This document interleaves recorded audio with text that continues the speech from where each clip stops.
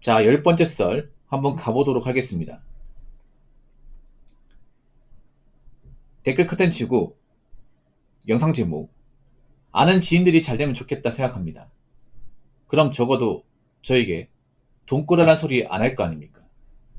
요즘 아는 지인이 돈 꿔달라 해서 마음이 안 좋네요. 라는 영상에 달린 댓글입니다. 그렇죠. 아는 지인들이 잘 되면 좋죠. 근데 한국 사람들은 보통 아는 지인들이 잘 되는 거 싫어하잖아. 배 아프니까. 근데 웬만하면 주변 사람들이 잘 먹고 잘 살아야 좋은 게 뭐냐 하면 일단 나한테 이상한 부탁 같은 건 안 할 거 아니야. 여러분도 힘들지만 요즘에 보면 여러분들보다 더 힘든 사람도 많이 있죠. 주변 지인들 중에. 특히나 뭐 사업하는 분들은 좀 많이 힘들 거야. 잘 되는 사람보다 힘든 사람 더 많을 거예요. 사업하는 분들은. 요즘 직장인들보다 그 자영업자가 더 힘들지 않습니까? 아무래도 힘들다는 얘기는 돈이 예전처럼 잘 안 벌린다는 거고, 그리고 이제 자기들이 대출받았던 거 있을 거 아니에요. 보통 사업하는 분들 대부분이 빚쟁이에요, 빚쟁이. 사업을 하면서 뭐 대출 받았다거나 아니면 창업하면서 대출 받은 게 있는데 그 돈을 이제 제때 못 갚으니까 금전적으로 쪼들린 사람들이 많을 거야, 이게. 그럼 돈 나올 데가 없잖아. 그 돈 나올 데가 없으면 누구한테 돈을 빌리겠습니까? 보통 여러분들한테 돈을 빌리겠죠. 그래서 보통 경기 불황이 좀 심해지면 지인들 간의 돈 거래가 많아질 수밖에 없습니다. 돈 부탁 제의를 많이 받을 수밖에 없어요. 근데 저는 그렇게 말씀드리죠. 이럴 때일수록 돈 빌려주면 안 된다고. 이럴 때일수록. 왜냐, 이렇게 경기가 안 좋아지면 사람들이 약속을 안 지켜요. 약속을 지켜야 된다는 기본적인 개념 자체가 없어집니다. 예. 사람들이 살기 힘들고 좀 상황이 안 좋아지면 가장 깨져나가는 게 뭐냐면 기본적인 약속과 도덕이에요. 여러 번 생각해 보세요. 돈을 빌려갔으면 당연히 갚아야 되는 거 아니에요? 그렇지 않습니까? 근데 왜 이걸 못하는 거야?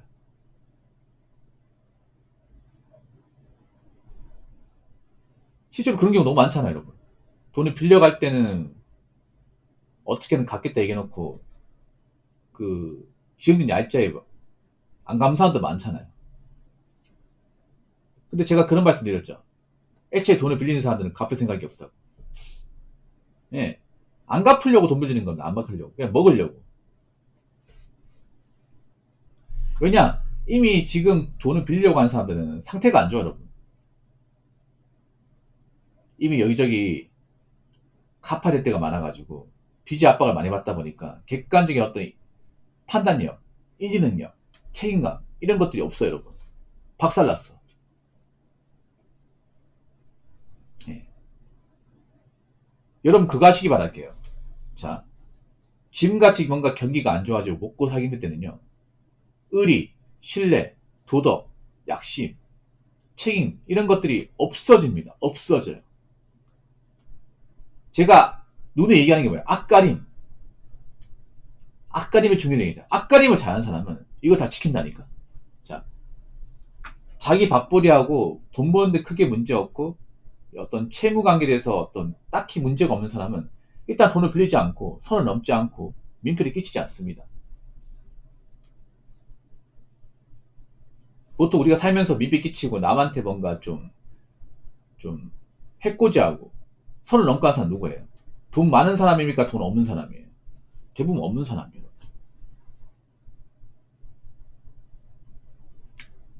아무리 돈을 잘 벌었다 하더라도 지금 힘들면 지금 사정이 안 좋으면 얼마든지 사람은 예, 양심과 도덕, 의리를 깨트릴 수 있습니다. 자기 살겠다고. 참 돈이라는 게 무서워요. 돈이 있을 때는 이 사람이 참 그래도 남한테 베풀고 잘하다가 돈이 없으니까 남한테 이제 민폐 끼치고 얻어먹고 신세지고 이런 것들이 많아져.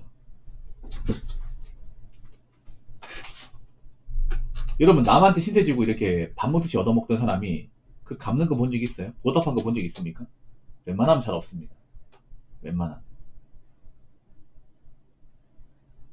그래서 내가 누구한테 돈을 빌린다는 것 자체가 객관적으로 악간의 문제가 있다는 얘기입니다. 그렇죠 여러분? 악간이 못하니까 돈이 안 나오니까 돈을 제때 못 갚으니까 돈을 빌리는 거죠. 근데 그런 사람이 약속을 지키겠냐고요. 상식적으로. 아니, 은행 약속도 못 지키는데 일반 개인 간의 약속을 지키겠습니까? 한번 생각해봐. 은행 돈은 제때 안 갚으면 이자가 붙어요. 근데 개인 간의 어떤 거래는 이자가 안 붙습니다. 법정 이자라는 게 없죠.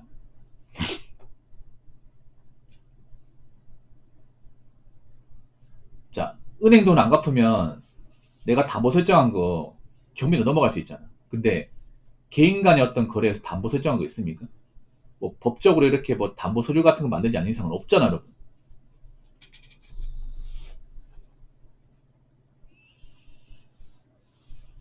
그래서 요즘 같은 시기에 돈거래 같은 거 하면 안 돼요, 여러분. 나한테 돈거래 하겠다고 왔잖아. 그럼 이 사람은 앞으로 안 받아도 되겠구나. 이렇게 생각하면 되는 거예요. 앞으로 빚쟁이 이미지가 정말 바닥까지 떨어질 겁니다. 장난컨대. 예. 다중채무자 이런 이미지가 점점 바닥까지 떨어져요. 왜냐하면 이 사람들은 절대 양자가 될 수가 없어요. 왜냐하면 점점 안 좋은 행동을 더 많이 하기 때문에. 사회적으로 뭔가 빚쟁이가 되면 앞으로 취업도 쉽지 않을 겁니다. 왜냐하면 생각해봐. 빚쟁이가 일을 잘하겠어요? 빚 없는 사람도 일을 잘할까?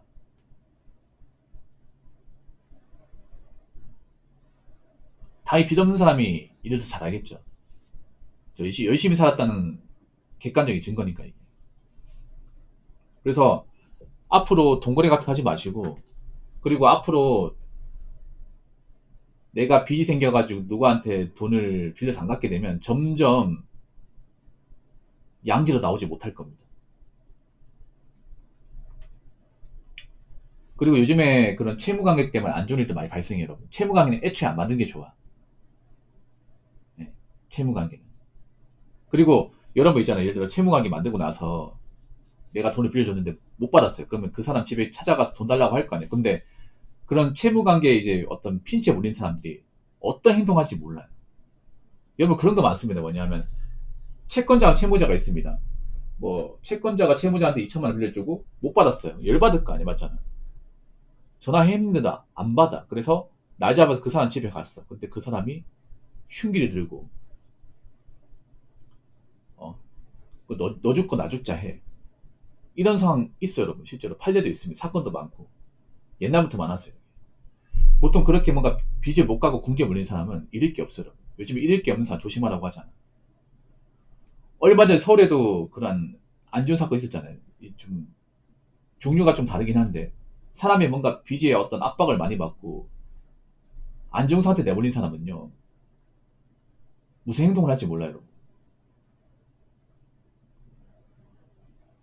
그래서 애초에 그런 채무 관계는 안 만드는 게 좋아요. 정말로. 그러니까 나한테 돈을 빌리러 온 사람들 중에 상당수는 갈 때까지 갔을 확률이 높습니다. 그렇다고 여러분 그 사람한테 돈을 빌려주고 뭐 안 받아 상관없다 그것도 아니지 않습니까 이게. 그래서 애초에 그냥 채무관계 만들지 마세요. 뭐 그 사람과 연이 끊어지면 뭐 끊어지는 거죠. 안 보고 살아도 됩니다. 그래서 이럴 땐 여러분 감성이 아니라 이성적으로 판단하셔야 돼요. 자, 댓글 한번 읽어보도록 하겠습니다. 매번 말하지만 돈이 필요하면 은행에 가야지. 왜 개인적으로 연락해서 빌려달라 할까요? 지인, 친구, 심지어 가족끼리라도 아닌 건 아닙니다. 은행에서 못 빌릴 정도라면 더더욱이 손절해야 되는 건 당연하고요. 라고 적어졌습니다. 그 은행에 돈을 못 빌리니까 개인한테 오는 겁니다. 그러니까 은행에서 돈을 빌린 거예요, 여러분. 이렇게 생각하시면 돼. 애초에 이게 잘못된 거야. 애초에 직장인이 돈을 빌리는 것 자체가 잘못된 거예요. 여러분 한번 생각해봐. 지인들이 돈 빌리잖아. 합리적으로 유추해보세요. 이 지인의 나랑 나이가 적게 먹은 게 아니야. 나이를 많이 먹었다는 건 뭘까요, 여러분? 나이를 많이 먹었다는 건 사회생활을 오래 했다는 겁니다. 객관적으로. 그렇죠, 여러분? 남자가 30대 후반이면 사회생활을 못해도 10년 했다는 거예요. 그럼 10년 동안 돈 벌어놓은 게 있을 거 아니야. 돈을 적게 번 게 아니야. 직장생활 오래 했다는 거는 돈을 많이 벌었다는 거니까 그만큼 목돈이 있어야 돼. 어떤 식으로든. 근데 그런 목돈이 없다는 거잖아. 이거 자체만으로도 문제가 많은 거예요, 여러분. 심각하게 많은 거예요, 여러분. 합리적으로 유추하면요, 대부분의 진단 돈 빌리는 사람들 문제가 다 많은 사람이에요. 여러분, 돈을 빌리는 사람들 중에 직업 없는 사람 본 적 있어요? 웬만하면 없어요. 다 직장이 있어요. 직장이 있다는 얘기는 고정적인 소득이 있다는 얘기잖아. 고정적인 소득이 있으면 웬만하면 돈 빌릴 일 없어야죠. 근데 왜 돈을 빌려? 그렇지 않습니까? 아니, 돈을 벌잖아. 돈을 벌면 그걸로 먹고 살면 되는 거잖아. 왜 돈을 빌려? 그 직업으로 받는 돈으로 안 되니까, 그만큼 빚이 많으니까 돈을 빌리는 거 아니겠습니까? 그걸로 해결이 안 되니까. 그럼 그런 사람한테 돈을 빌려주면 당연히 못 받는 거 아닙니까? 당연히 못 받죠, 이게. 여러분, 합리적으로 생각해요, 합리적으로. 기본적인 상식으로 돈을 빌리려면 은행이나 한 기관이 있는데, 만약 1금융권 안 되면 2금융권 가면 되고, 2금융권 안 되면 4금융 가고, 4금융 안 되면 신용카드, 카드로 대출받으면 됩니다. 근데 왜 나한테 왔을까? 그게 안 되니까 온 거예요. 그걸 할 만큼 했는데 더 이상 이제 돈 안 나오니까. 그리고 이 생각을 가지세요. 나한테 돈을 빌린다는 것은 이미 나 말고도 갚아야 될 것이 많은 겁니다. 내 돈만 갚으면 되는 게 아니에요. 그 사람 입장에서는. 내 돈 말고도 돈 갚아야 될 것이 많은 겁니다. 나는 그냥 수많은 채권자 중에 한 명일 뿐입니다. 그 사람 입장에서.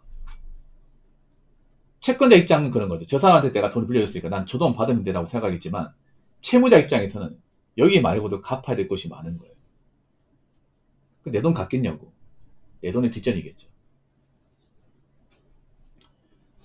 그래서 앞으로 지인한테 돈 빌리려고 하는 사람들 있잖아요. 그냥 연락하지 말고 만나시면 안 돼요. 예, 상정하시면 안 돼요. 앞으로 좀 독해져야 될 겁니다, 여러분.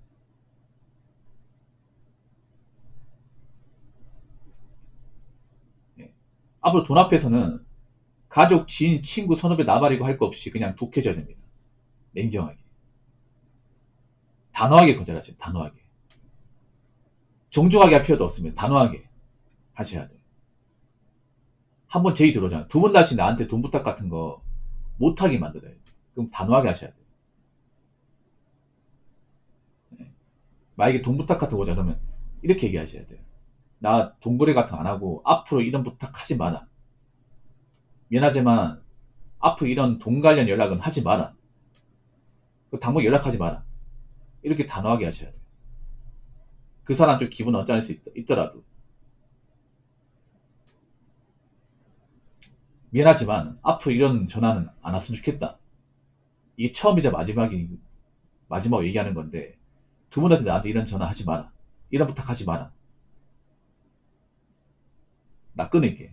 이렇게 딱 냉정하게 얘기하셔야 돼요. 냉정하게. 한국 사람들이 거절을 잘 못하거든요. 앞으로 거절을 잘해야 됩니다. 거절. 그 거절한다고 나쁜 사람이 되는 게 아니에요. 거절을 당당하게 하셔야 됩니다. 돈 앞에서는. 무슨 말인지 아시겠죠? 자, 이상으로 10번째 썰 마치도록 하겠습니다.